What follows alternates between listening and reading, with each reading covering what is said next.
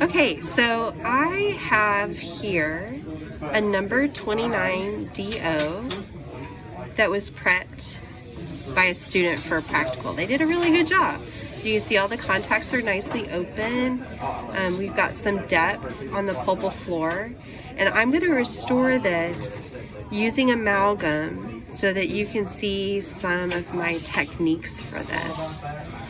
So the first thing that you want to do when it's time to restore is to place the matrix.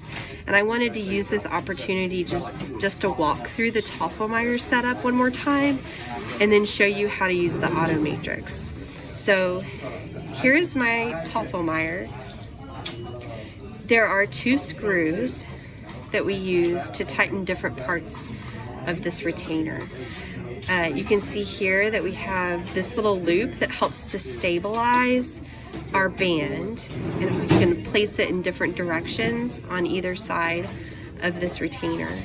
We have this little box here that the band will come through, and this little box will hold the band, and the way that it is held is by coming through this little slit, and then this little screw is tightened until it pushes up and forcibly holds the band in place.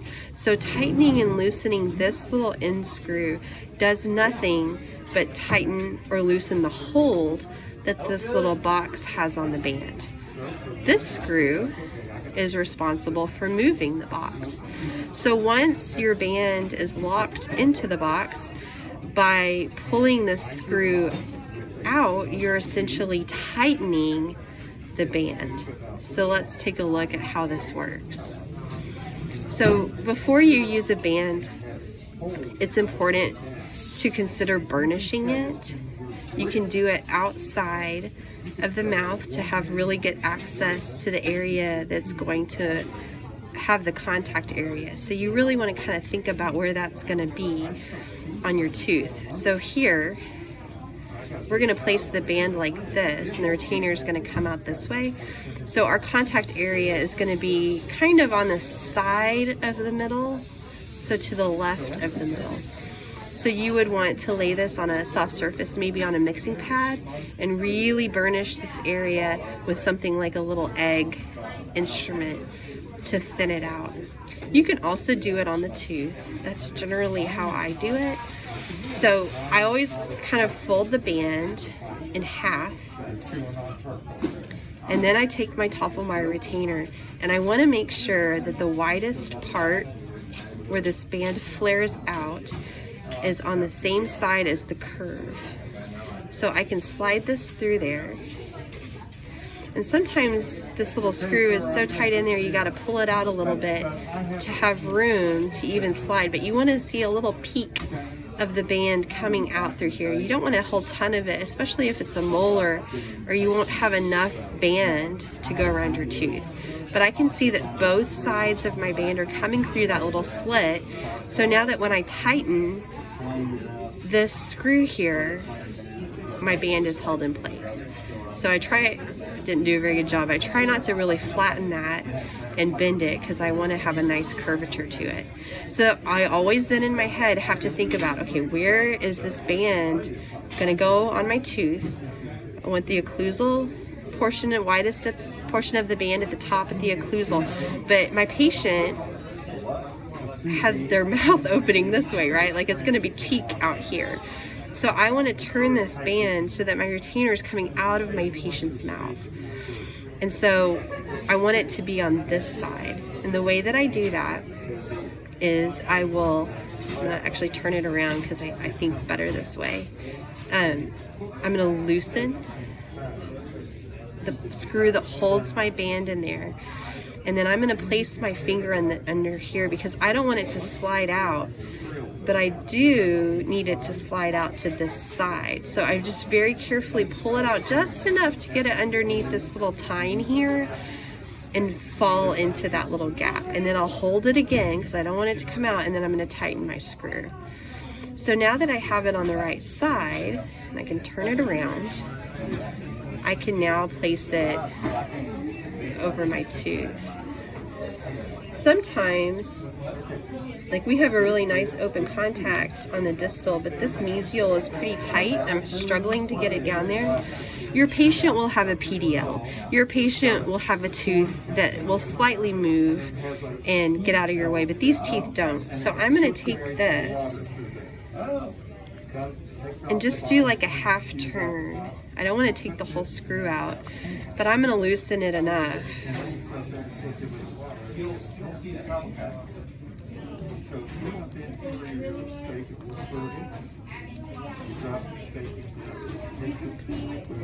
I kind of deformed my band, and that can make it really difficult to get it back down there. But now you can see that I loosened that screw a little bit. I was able to get that portion of the band down through that really tight contact area on the mesial. So don't forget that little trick. If you need to do that on a practical and you're really struggling with it, just grab one of us and let us witness you do that, because screwdrivers are kind of verboten on practicals. But we may need to do that in some situations, and that's okay. So now what I'm going to do, I'm not going to touch this outer one. I'm going to tighten the inner one, and that's going to pull that little box back. If you start to realize that your band is coming out of the box, that means that this screw isn't tight enough, or maybe your band was not completely caught by it. You can see now it's extended that band out, and you can see I held my thumb over it so that I could hold down the retainer over the tooth and it wouldn't try to slide out of place. But now that it's tight enough, you can kind of evaluate things. You want to look down into your box. You can see there's a little bit of an opening there, and that's a perfect place to put a wedge. My freezer isn't as big as that drawer. My freezer is the biggest. The only wedge I happen to have right now is one of these plastic wedges, and that's okay. The wooden wedge will do the same thing. So now that I place it in there, you can see that it really closed up that little bit of an open area very nicely. Sometimes if there's a weird rotation with the tooth, you put this in here and you're still like, I don't know, I still see a little bit of an opening, and maybe it's more towards the lingual. In that case, you're welcome to take the wedge and come in from the lingual. It's just not natural to do it this way. There's a tongue here, and this is not an easy thing to accomplish on a live patient. So I think in most cases, you are probably going to place it on the buccal, but it all really depends on your evaluation of the placement of your band. And so at this point, everything does look closed up, but I do like to take something like a spoon excavator. In this case, I happen to have this discoid handy.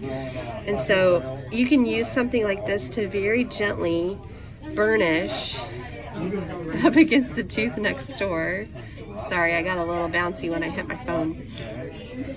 You just don't want to create any kind of weird groove or any kind of irregularity when you do this.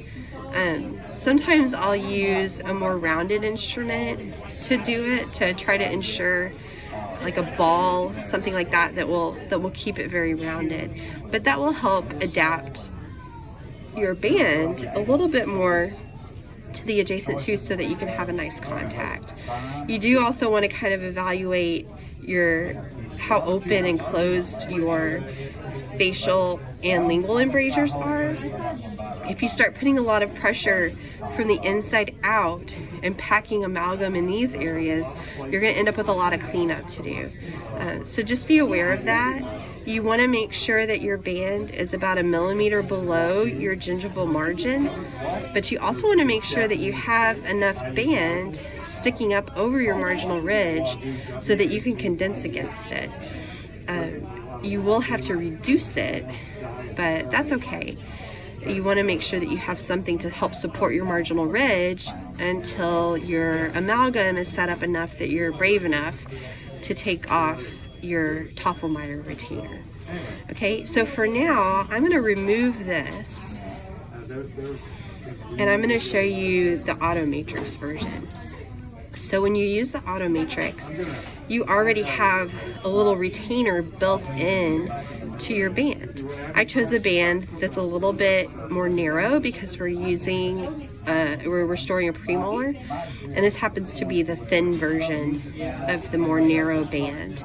So I'm going to place this little scroll and retainer on the buccal side of my tooth, and I'm just going to slide it down like this. You can see there's quite a bit of room that I need to tighten up. So again, I'm just going to hold my finger over the top so that everything is stable, and I'm going to take this little tightener, little twisty guy, and you can see there's a little hole right here in the scroll, and I'm going to fit that little nib that has kind of some little grabby prongs on it, and it will grab onto the scroll. And as you twist it clockwise, you can see that it's tightening up, and you don't have quite as much excess of the band. Once you get it really nice and tight, you'll feel a little bit of resistance, and if you twist it one more time, there will be a little click. And so now you have your Automatrix retainer nice and tight around your tooth. You need to always double check that everything is closed up in your box, and then once everything is nice and stable, you can grab your wedge and place it just like you usually would. So just an example of two of the retainers that we're using. I'll do another video at some point of our Garrison bands with a composite restoration so that you can see what that looks like.